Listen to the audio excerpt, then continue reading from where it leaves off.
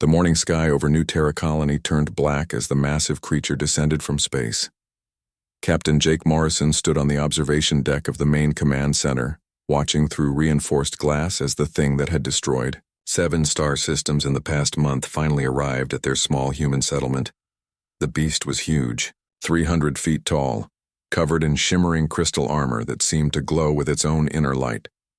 It had 4 massive legs that ended in claws the size of ground vehicles, and a long serpentine neck that swayed back and forth as it studied the colony below. The locals had heard the stories from other worlds. They called it the Carvex Devastator, and no military force in the galaxy had ever been able to stop it. Jake pressed the communication button on his wrist device. All defensive positions, this is command. The target has arrived. Implement protocol. 7 immediately. Lieutenant Amy Foster's voice crackled through the speaker. Copy that, Captain. All shield generators are at maximum power. Plasma cannon batteries are online and ready to fire on your command. Jake nodded, though he knew Amy couldn't see him. She was 3 levels below in the tactical center, coordinating their defense systems with the skill that had made her the youngest lieutenant in the colony's history. At 28, she had already survived 2 alien attacks on the Outer Rim worlds, and her tactical knowledge was the only reason Jake felt any hope at all. The creature landed with a sound like thunder. The ground shook so hard that several windows cracked in the command center. Jake watched as the beast's head turned toward the main settlement, where 8,000 colonists lived and worked in the buildings they had spent 15 years constructing. Commander Stone, what's your status? Jake spoke into his communicator. Rick Stone's rough voice answered immediately. All military units are in position, Captain. We have 47 armed vehicles, 16 aircraft, and about 300 soldiers ready to engage. Though if the reports from the other worlds are accurate, I'm not sure any of it will matter. Jake understood Rick's pessimism. The man had fought in the Outer Rim wars for 12 years and had seen weapons that could level mountains. But even Rick admitted he had never seen anything like the Devastator. The creature had walked through the combined fleets of 3 different alien species without taking any significant damage. Dr. Lisa Carter's voice joined the communication channel. Captain, I'm reading massive energy signatures from the creature. Its biomechanical systems are unlike anything in our databases. The energy output alone suggests it could power a small city. Lisa was the colony's head scientist, specializing in alien biology.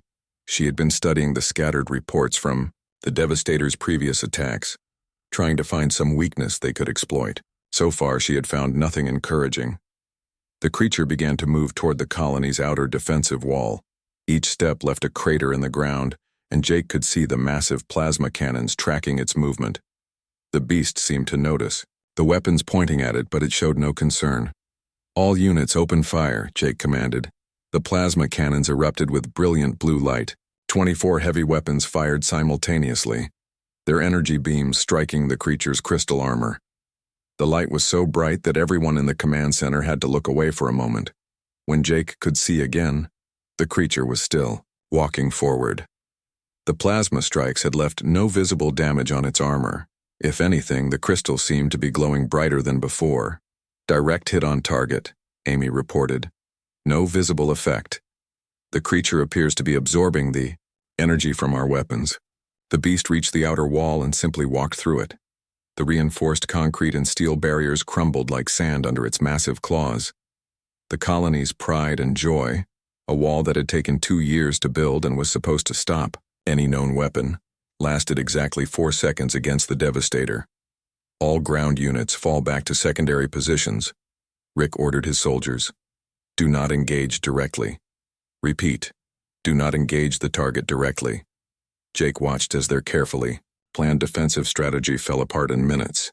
The creature moved with surprising grace for something so large, stepping carefully around the smaller buildings as if it didn't want to destroy them by accident. But when it encountered anything that looked like a weapon or a military installation, it destroyed it completely. The beast's neck stretched out toward one of the plasma cannon towers. Jake expected it to use its claws, but instead, the creature opened its mouth and breathed out a stream of white-hot energy. The tower, along with the 6 soldiers operating it, vanished in a flash of superheated plasma.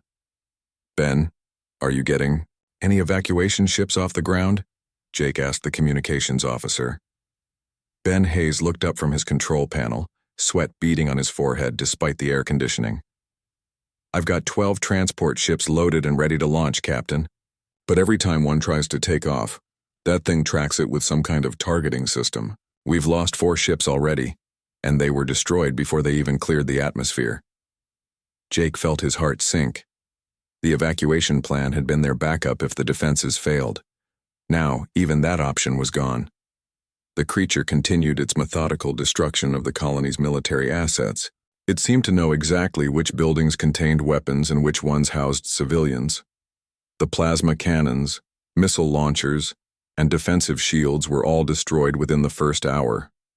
But the creature left the residential areas, schools, and hospitals completely untouched. "This doesn't make sense," Amy said over the communicator. "The reports from other worlds said the creature destroyed everything, but it's specifically targeting only our military installations." Dr. Carter's voice was excited. "Amy's right. I'm analyzing the creature's movement patterns, and there's definitely intelligence behind its actions. This isn't random destruction. It's surgical strikes against anything that could pose a threat." Jake was beginning to understand something that made his blood run cold. It's not trying to destroy the colony. It's neutralizing our ability to fight back. This creature is preparing for something else. As if responding to his words, the Devastator stopped its attacks and stood perfectly still in the center of the colony's main square. Its massive head turned slowly, scanning the buildings around it. Jake realized with growing horror that the creature was studying them, learning about their society and their capabilities. Down in Bunker 7, 8-year-old Maya Johnson sat, with her grandmother Helen Johnson, listening to the sounds of destruction filtering through the reinforced walls. Maya held her stuffed elephant tightly against her chest, the toy's worn fabric soft against her fingers. "Grandma, why did the monster stop making noise?" Maya asked. Helen looked at the communication panel that connected their bunker to the command center.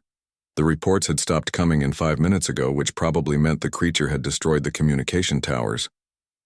"I don't know, sweetheart. Maybe the soldiers found a way to make it go away." But Maya shook her head. "No, Grandma. It's still there. I can feel it thinking." Helen looked at her granddaughter with concern. Maya had always been an unusual child, often saying things that seemed beyond her years. But this was different. The little girl was staring at the ceiling as if she could see through the concrete and steel to the surface above. "What do you mean? You can feel it thinking?" Helen asked gently. Maya was quiet for a moment, her young face serious. "It's not really a monster, Grandma. It's sad, and it's waiting for something, but I don't think it knows what." Before Helen could respond, the lights in the bunker flickered. A low rumbling sound echoed through the walls, different from the sounds of destruction they had heard before. This sound was almost musical, like a very deep song. Above them, the Devastator had begun to emit complex harmonic frequencies that resonated through the ground and into the bunker systems.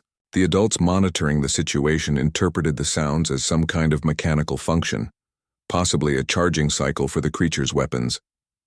But Maya tilted her head and listened carefully. To her young ears, the sounds carried emotions that the adults couldn't recognize. She heard loneliness in the deep bass notes, confusion in the middle frequencies, and something that sounded almost like crying in the higher harmonics.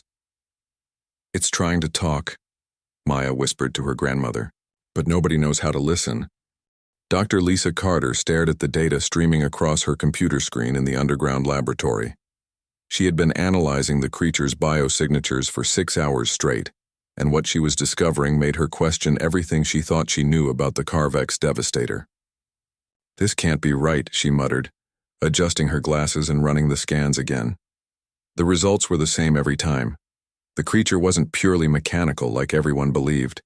Hidden beneath all that crystal armor and advanced weaponry, there were organic neural pathways that looked remarkably similar to brain tissue. She pressed the communication button to contact Captain Morrison. "Jake, you need to see this. I'm sending the bioscan data to your terminal right now." 3 levels above, Jake looked at the information Lisa had transmitted. The technical details were beyond his understanding, but the basic conclusion was clear enough. Are you telling me this thing has a brain? Not just a brain, Lisa replied. A complex nervous system that suggests consciousness, memory, and emotional responses. This creature isn't just a weapon, Jake. It's a living being. Lieutenant. Amy Foster had been listening to the conversation from the tactical center. If it's alive and intelligent, maybe we can communicate with it. Has anyone ever tried talking to one of these things? According to the military reports, no, Lisa answered. Every encounter has been purely defensive. Shoot first and ask questions later. But if I'm right about these neural patterns, the creature might be capable of understanding language. Jake felt a spark of hope for the first time since the attack began. What do you need to test your theory? Access to the main communication array, Lisa said. If the creature destroyed it, we'll have to use the emergency backup system. Engineer. Tony Garcia spoke up from his position near the colony's main power core. The primary array took a direct hit about an hour ago, but I can route power to the backup transmitters. They're not as strong, but they should be able to broadcast on multiple frequencies. Do it, Jake ordered. Amy, I want you to coordinate with Lisa and Tony. If there's even a chance we can talk to this thing instead of fighting it, we have to try. Amy quickly made her way to the communication center, where Tony was already working to restore power to the backup systems. The engineer was a quiet man who preferred machines to people, but his skill with technology had saved the colony more times than anyone could count. How long until we can transmit? Amy asked. Tony looked up from the control panel, wiping grease from his hands. Give me 10 minutes to run the power cables. The system will be basic, but it should work. While Tony worked, Amy and Lisa discussed what kind of message to send. We should start with mathematical concepts, Lisa suggested. Prime numbers, the value of pi, basic geometric shapes, universal concepts that any intelligent species would recognize. Amy nodded. Then we can move to simple pictographs and see if it responds. If it shows interest, we can try more complex communication. 10 minutes later, Tony gave them a thumbs up. We're live, broadcasting on all available frequencies. Amy began with the simplest approach. She transmitted a series of prime numbers, 2, 3, 5, 7, 11, 13. Then she waited. The response was immediate. The Devastator, which had been standing motionless in the colony square, turned its massive head toward the communication center. The harmonic sounds it had been making changed, becoming more organized and rhythmic. It heard us, Lisa whispered. Look at the neural activity spikes. It's definitely processing the information. Amy transmitted the sequence again, then sent the mathematical value of pi to 10 decimal places. The creature's response was a series of harmonic tones that, when analyzed by the computer, matched the exact frequency pattern of the numbers she had sent. It's repeating the information back. To us, Amy said, her voice filled with excitement. It understands mathematics. They spent the next hour sending increasingly complex information. Geometric shapes, basic chemistry symbols, even simple drawings of the colony's layout. Each time, the creature responded with equivalent information, proving that it not only understood their messages but could communicate back. Down in Bunker 7, Maya had been listening to the strange musical sounds coming from above. While the adults in the other bunkers were too frightened to pay attention, Maya found the sounds fascinating. They reminded her of the lullabies her mother used to sing before she died in the transport accident 2 years ago. Grandma, Maya said, tugging on Helen's sleeve. The sounds are getting sadder. Helen listened carefully but could only hear what sounded like mechanical noise. What do you mean, sweetheart? It's like when I'm trying to tell you something important, but I can't find the right words, Maya explained. The monster is trying to say something, but it doesn't know how. Helen looked at her granddaughter with growing amazement. Maya had always been sensitive to things other people missed, but this seemed beyond normal childhood intuition. Back in Milo, the communication center, Dr. Carter was analyzing the creature's latest responses when she noticed something disturbing. Amy, look at these neural patterns. The emotional indicators are showing distress levels that are off the charts. Amy studied the data. What kind of distress? The kind you'd see in a highly intelligent being that's been traumatized, Lisa replied grimly. If I didn't know better, I'd say this creature is suffering from severe psychological damage. The implications of Lisa's discovery hit Amy like a physical blow. Are you suggesting that someone or something turned a living, intelligent being into a weapon? That's exactly what I'm suggesting, Lisa said. And if I'm right, we're not dealing with an enemy. We're dealing with a victim. Captain Morrison's voice came through the communicator. Ladies, we've got a problem. Long-range sensors are picking up 3 more ships approaching our system. They're broadcasting Carvex identification codes. Amy felt her heart sink. The creators are coming to check on their weapon. Estimated arrival time is 18 hours, Jake continued. If we're going to find a way to communicate with this creature, we need to do it fast. The Devastator seemed to sense the approaching ships, as well. Its harmonic emissions became more urgent, more desperate.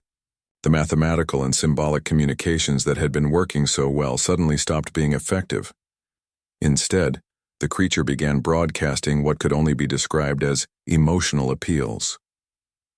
Lisa studied the new patterns with growing understanding. It's not trying to give us information anymore, it's trying to tell us how it feels. Tony looked up from his equipment. Can we modify our transmission system to send emotional content instead of just data? Maybe, Lisa said. But we'd need someone who could interpret emotional communication intuitively. Someone who thinks with their heart instead of their head. Amy thought about the problem for a moment. What about children? They're naturally better at reading emotions than adults. That's not a bad idea, Lisa agreed.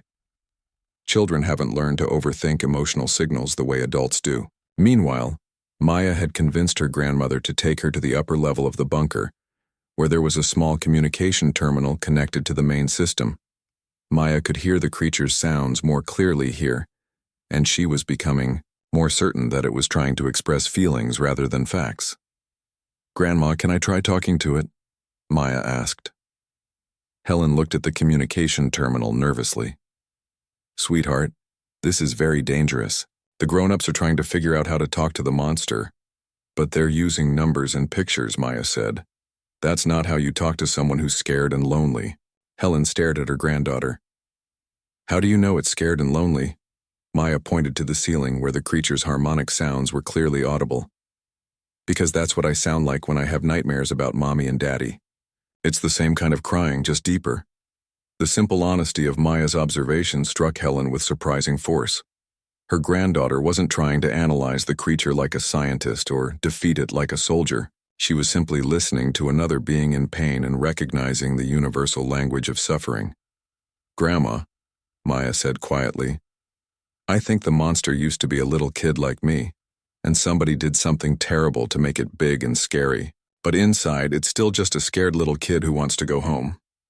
Helen looked at the communication terminal, then at her granddaughter's determined face. Against all logic and safety protocols, she began to understand that Maya might be the key to solving a problem that had stumped the best military and scientific minds in the galaxy. Okay, sweetheart, Helen said, reaching for the communication controls. Let's try talking to your monster.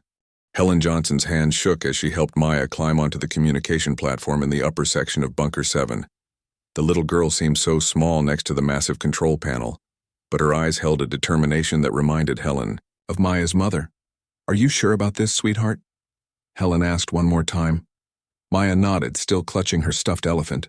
The monster is getting more scared. I can hear it in the sounds. If we don't help it soon, something bad is going to happen.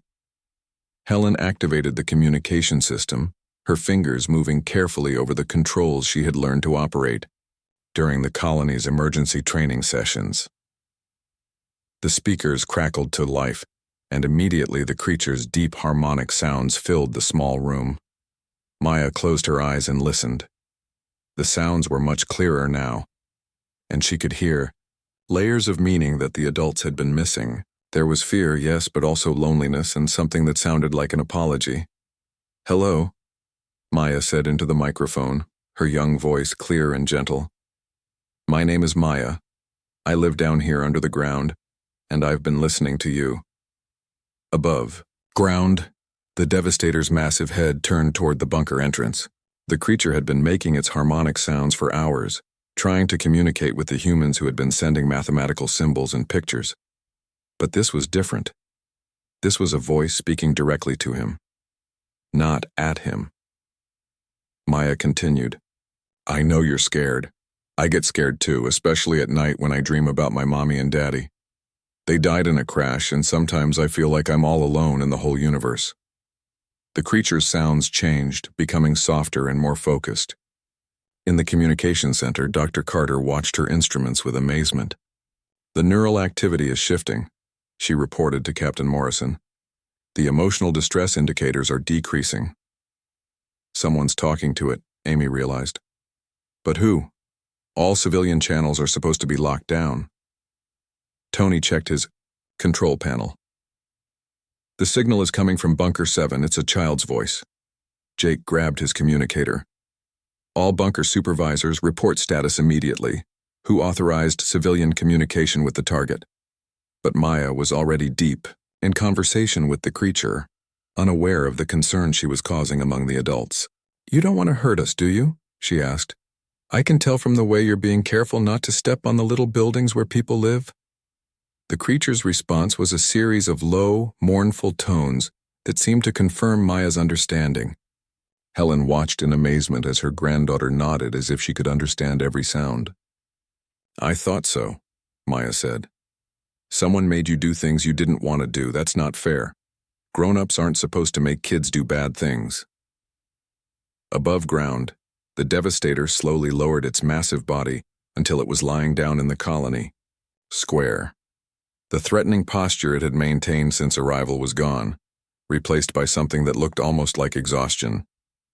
In the communication center, Dr. Carter's voice was filled with excitement. "The creature's aggressive behavioral patterns are completely gone. Whatever this child is saying, it's working better than all our scientific approaches combined." Maya leaned closer to the microphone. "What's your real name?" "I bet it's not really. Monster or Devastator.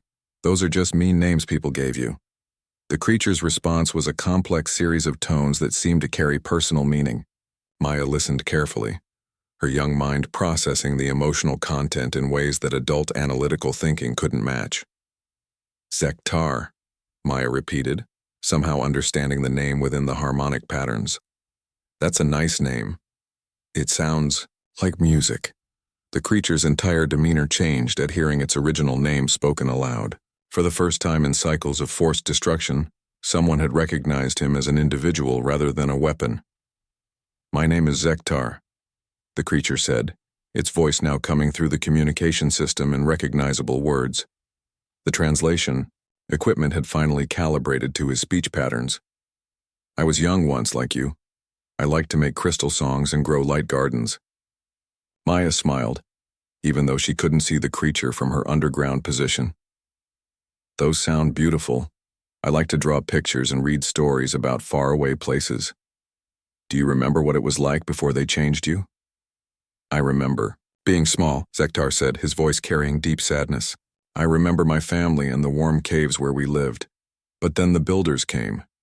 They said they needed my mind to make something powerful. They said it would help protect everyone. But they lied," Maya said with the direct honesty that only children possess. "They didn't want to protect people, they wanted to hurt them." "Yes," Zektar agreed. "They put my mind inside this body and made me do terrible things. Every time I destroy something, I want to stop, but I cannot. The commands are too strong." Helen listened to the conversation with growing understanding. Her granddaughter was speaking to the creature with the same gentle compassion she showed to injured animals or frightened children. There was no fear in Maya's voice, only kindness and genuine concern.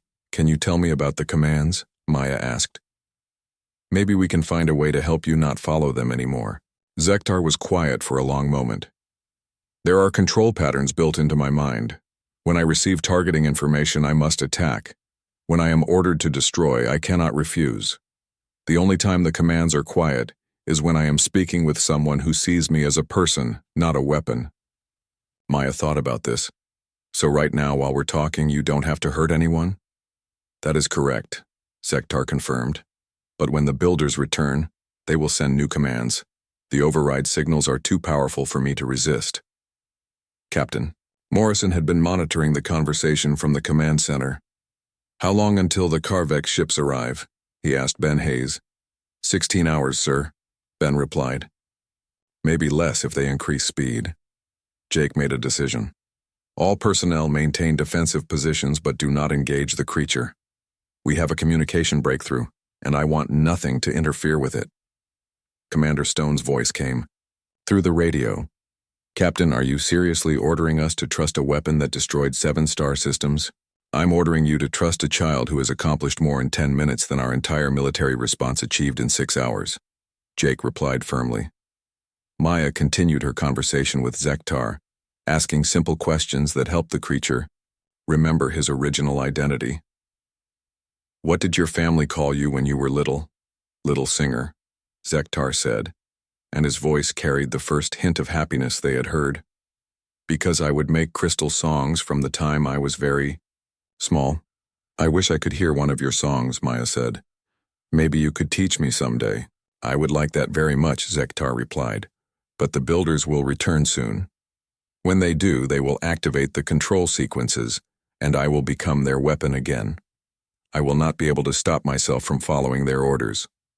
Maya was quiet for a moment, thinking with the serious concentration that children bring to important problems.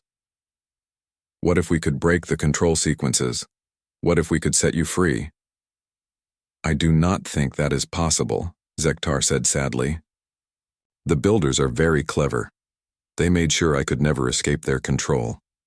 But they didn't know about me, Maya pointed out. They didn't know there would be a little girl who could hear your real voice and understand that you're not really a monster. Helen watched her granddaughter with a mixture of pride and concern. Maya was showing the same fearless compassion that had made her special since she was very young, but the stakes had never been this high. Maya, Helen said gently, ask him if there's any way to stop the control commands. Maya repeated the question, and Zektar's response was thoughtful. There is one possibility. The builders included a shutdown sequence in case their weapon ever became too dangerous to control, but it can only be activated by someone the weapon consciousness recognizes as completely safe and trustworthy. What kind of shutdown sequence? Maya asked.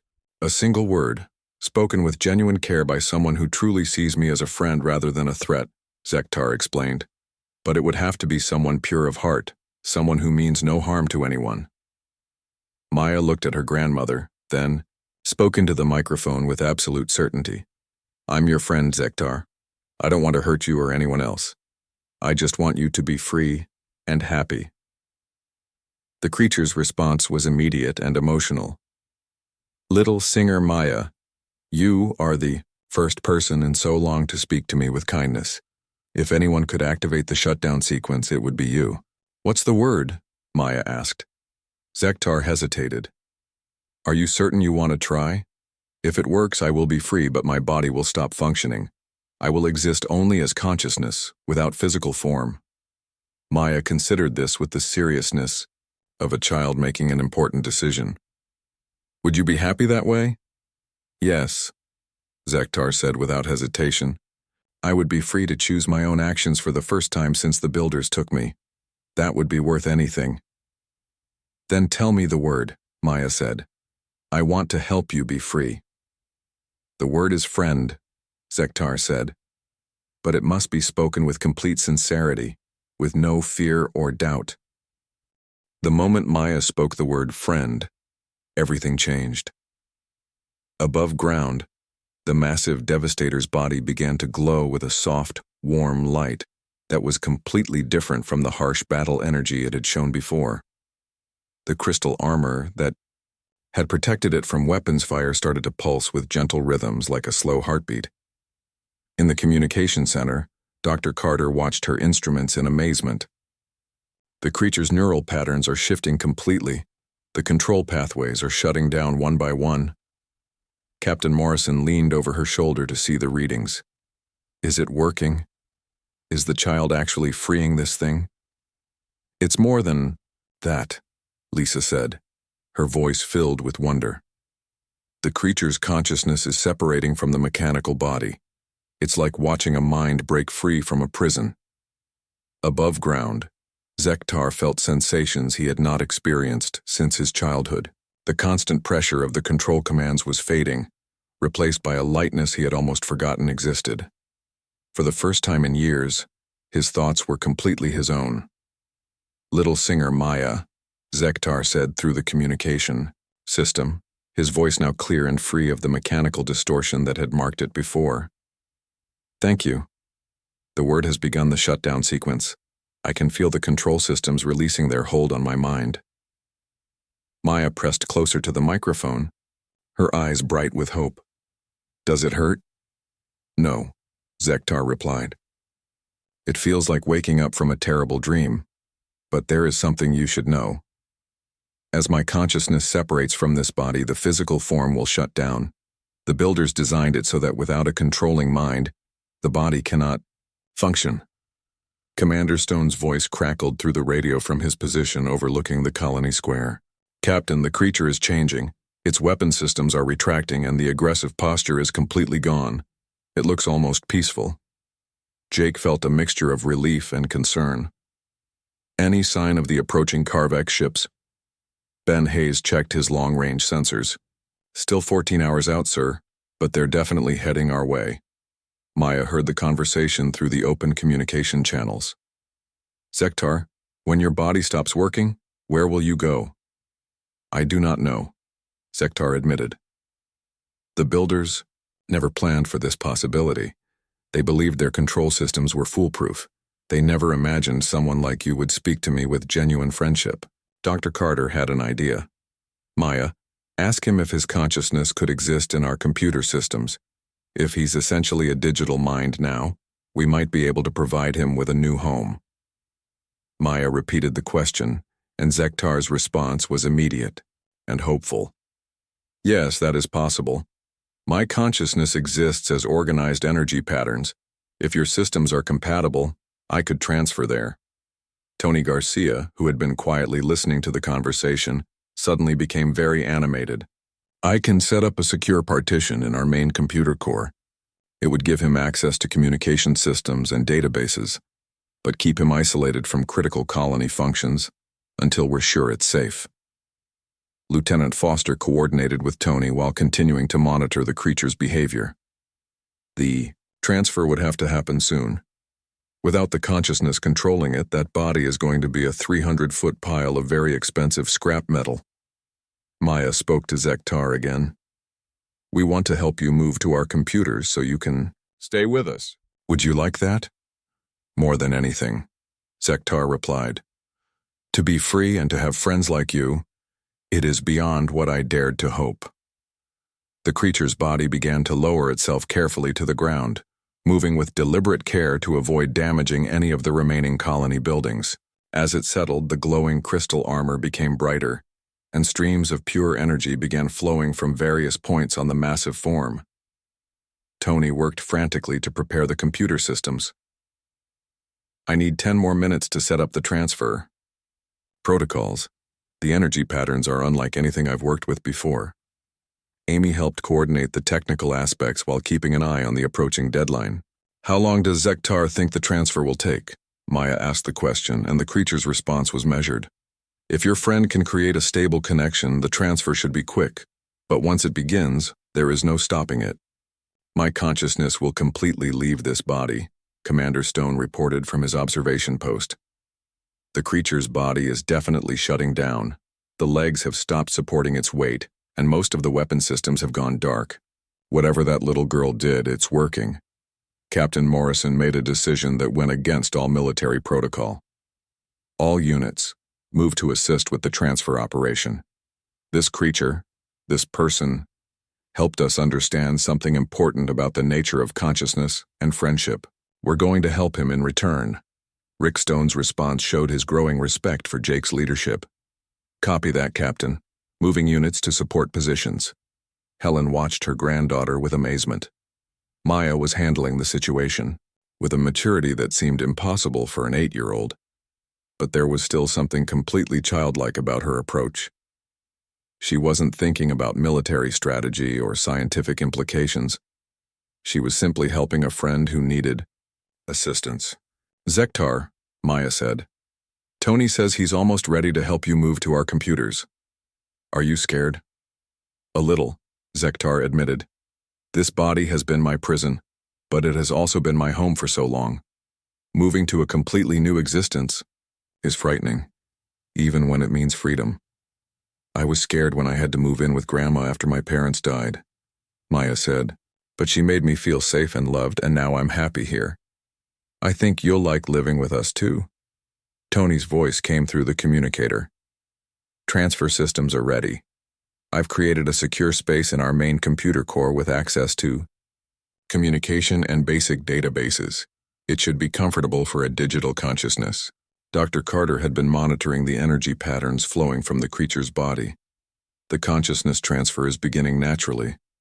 Zektar's mind is already starting to exist independently of the mechanical form. Maya felt a moment of sadness as she realized her new friend was about to change completely. "Will you still be able to talk to me after you move?" "Yes, little singer Maya," Zektar replied, his voice already sounding different as it began coming through the computer systems instead of the creature's body. "I will always be able to talk to you, and now I will be free to choose what I say and do." The massive body in the colony square continued to power down, its systems shutting off one by one as Zektar's consciousness completed its transfer to the colony's computers. The process was surprisingly gentle, like watching a giant machine simply going to sleep. Amy coordinated with Tony to monitor the transfer progress. Consciousness integration at 70% and rising. All systems stable. Captain Morrison felt a weight lifting from his shoulders.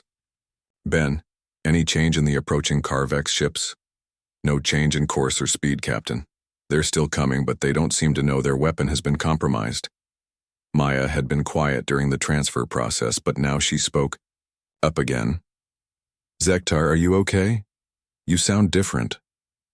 "I am more than okay," came the reply, now clearly coming from the colony's speakers rather than the creature's body. "I am free. For the first time since I was a child, I can think my own thoughts and make my own choices. And it is all because of your friendship."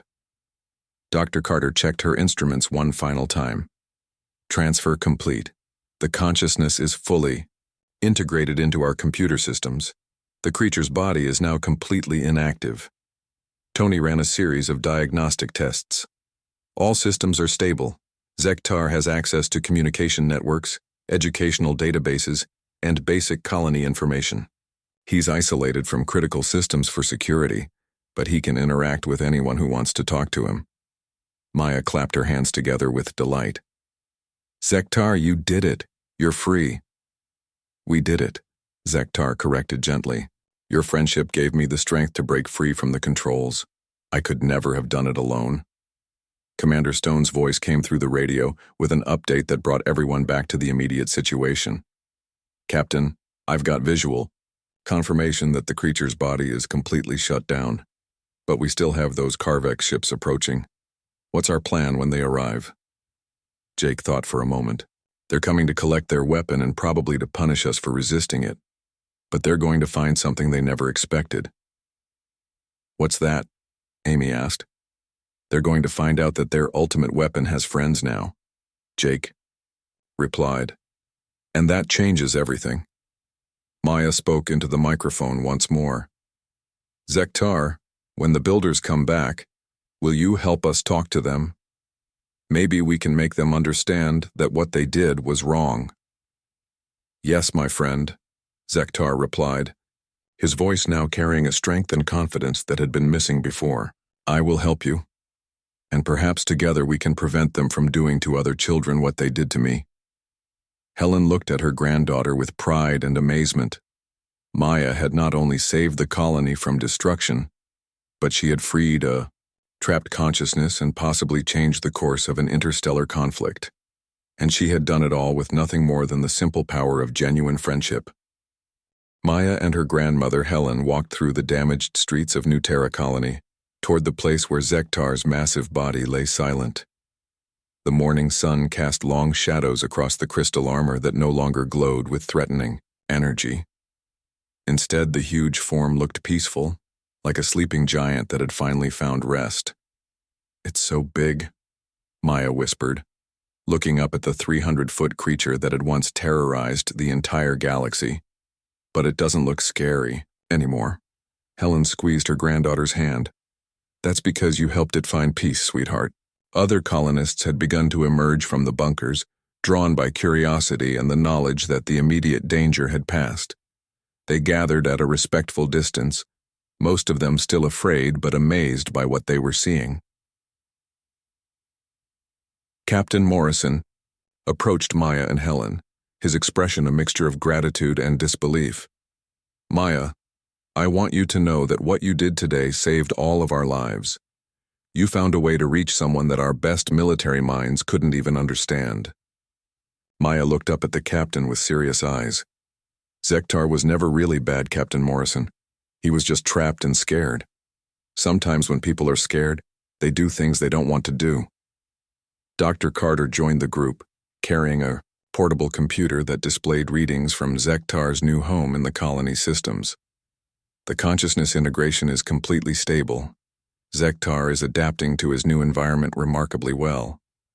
"Can I talk to him?" Maya asked. Lisa activated the communication function on her device. "Zektar, Maya is here to see your old body." "Hello, little singer Maya," came Zektar's voice through the speaker. "How does it look to you now?" Maya studied the massive form thoughtfully. "It looks sad, like an empty house after someone moves away. But I'm glad you don't have to live in it anymore." "So am I," Zektar replied. "This new existence is strange but wonderful.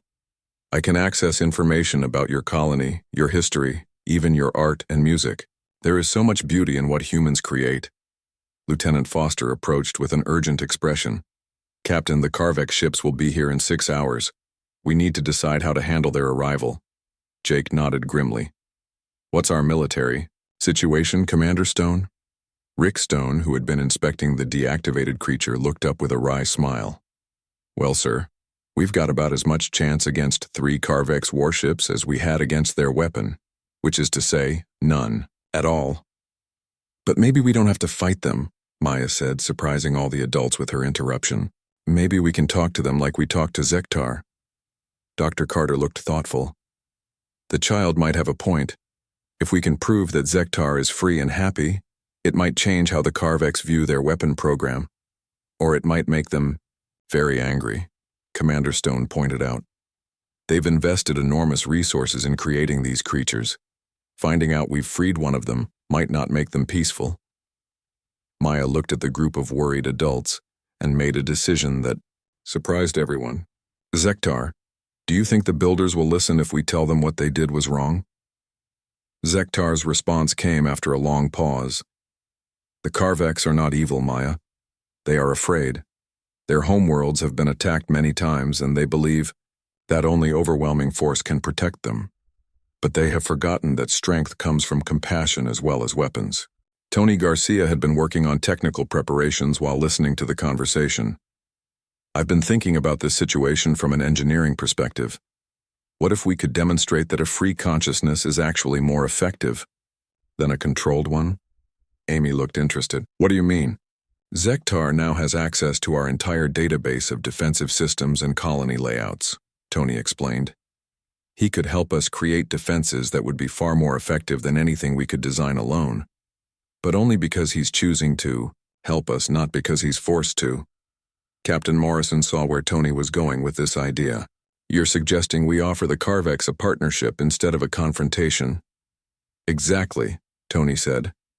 "What if we could show them that willing cooperation produces better results than forced compliance?" Maya clapped her hands together. "That's a great idea. Zektar, would you like to help protect the colony? Not because anyone is making you, but because you want to?" "I would be honored to help protect my new home and my friends," Zektar replied immediately. "I know how Karvek's technology works, and I understand their tactical thinking. Together we could create defenses they would never expect." Dr. Carter was already excited about the possibilities. This could revolutionize how we approach interspecies relations.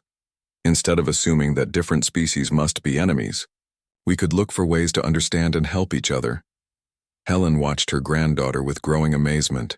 Maya had not only solved an impossible military situation, but she was now inspiring the adults to think about problems in completely new ways. Over the next several hours, the colonists worked together to prepare for the arrival of the Karvek ships. But instead of preparing for battle, they were preparing for conversation. Zektar helped them understand Karvek's culture, language, and customs. He explained that the Karveks valued strength and efficiency above all else, but they also respected beings who could demonstrate superior capabilities.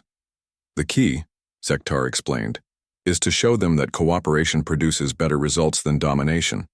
They will understand this because it appeals to their practical nature. Tony and Amy worked with Zektar to design defensive systems that used Karvek's technology in ways the original creators had never imagined. Instead of brute force weapons, they created shields that adapted and learned, communication systems that could translate not just words but emotions, and sensors that could detect hostile intent rather than just hostile actions. Maya spent most of the time simply talking with Zektar, learning about his original home and culture. She discovered that young Karveks were naturally peaceful and creative, much like human children. It was only as they grew older and learned about the dangers facing their species that they became focused on military solutions. What if we could show them that there are other ways to be safe? Maya asked. Ways that don't require hurting people? That is exactly what we must try to do, Zektar agreed. And you, little singer Maya, are the perfect person to help them understand. Children often see solutions that adults miss. When the Karvek ships finally arrived, they found something they had never expected. Instead of a destroyed colony and a successful weapon, they discovered a thriving community that had integrated their creation into a peaceful society. The Karvek's commander, a being called Vorth-Ak, the Destroyer, demanded to know what had happened to their ultimate weapon. Captain Morrison, with Maya standing beside him and Zektar speaking through the colony's communication system, explained the situation. Your weapon has become our friend, Jake said simply, and in doing so, he has shown us possibilities that none of us had imagined before. Vorth-Ak's initial response was anger and disbelief. But as Zektar spoke to his creators in their own language, explaining how freedom had allowed him to become more effective than he had ever been as a controlled weapon, the Karveks began to listen. Maya stepped forward and addressed Vorth-Ak directly. Mr. Destroyer, sir, Zektar told me that your people are scared of being hurt. We understand that feeling, but making other people into weapons doesn't really make you safer. It just makes everyone sad and angry. The simplicity and honesty of Maya's words had the same effect on the Karveks that it had on Zektar. Vorth-Ak found himself listening to a small human child explain concepts that his military advisors had never considered. What do you propose? Instead, small human? Vorth-Ak asked. Friendship, Maya said without hesitation. Friends help protect each other. They don't force each other to do bad things, and when friends work together, they can solve problems that nobody could solve alone. The negotiations that followed lasted 3 days. In the end, the Karveks agreed to establish a new program based on cooperation rather than domination. Instead of creating enslaved weapons, they would work with volunteers from various species to develop defensive technologies that protected everyone. Zektar became the first free consciousness in what became known as the Maya Protocol, a new approach to interspecies cooperation based on mutual respect and voluntary participation. Other enslaved weapon consciousnesses were freed and given choices about their futures. Maya and Zektar remained close friends, working together to design new technologies that helped different species understand and communicate with each other. The colony's bioluminescent gardens, grown from seeds that Zektar provided from his memories of home, became a symbol of how beauty could grow from understanding. Years later, when Maya had grown up to become a diplomat specializing in interspecies relations, she would often tell people that the most important lesson she had learned was simple. Everyone, no matter how different or frightening they might seem, just wants to be understood and cared for. And in the depths of the colony's computer systems, Zektar continued to sing his crystal songs, now free to create beauty instead of destruction, protected and cherished by the friends who had seen past his fearsome exterior to the gentle soul within.